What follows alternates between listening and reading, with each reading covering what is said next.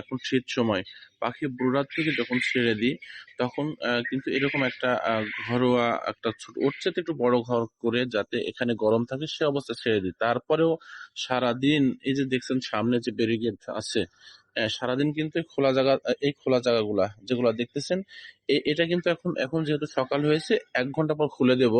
দেখেন আমি এই পাশে বা এই পাশে রয়েছে এগুলোর সমস্ত এইসব খোলা জায়গাতে থাকবে। কারণ সারাদিনের সমস্যা নাই। তাপমাত্রা রাত্রের চাইতে অনেক বেশি থাকে। আর সন্ধ্যা হলে এভাবে আপনারা জায়গাটা একটু ছোট করে দিবেন। যেহেতু অর্ধেক করে দিবেন। যে জায়গাটা খোলামেলা জায়গা এটা যতটুকু জায়গা দেখতেছেন এই জায়গা থেকে ওই জায়গা পর্যন্ত যতগুলা পাখি রয়েছে এর জন্য কিন্তু সঠিক রয়েছে।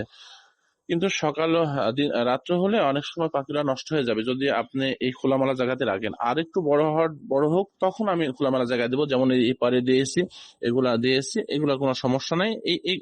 এরকম ভাবে যদি নিয়ন্ত্রণ করা যায় পাখি সুস্থ সবল থাকবে। আমি রাত হবে জায়গা ছোট করে এভাবে গোছায় এরকম মাঝখান দিয়ে যতটুকু জায়গা পর্যন্ত ওই কর্নার থেকে ওই বেড়া থেকে এই বেড়া পর্যন্ত যতটুকু জায়গা এই পাশ থেকে এই পাশে যতটুকু জায়গা এই জায়গার জন্য যতগুলো আমার এখন আপাতত পাখি রয়েছে যে পাখিগুলো রয়েছে এর জন্য এতটুকু জায়গায় প্রযোজ্য।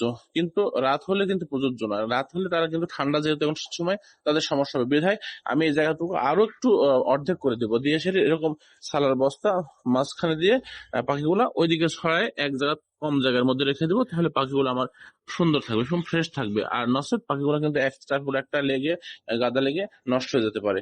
যার জন্য আপনারা এই কাজগুলো করবেন তাহলে আপনার পাখি শীতের সময় ভালো থাকবে। আসসালামু আলাইকুম।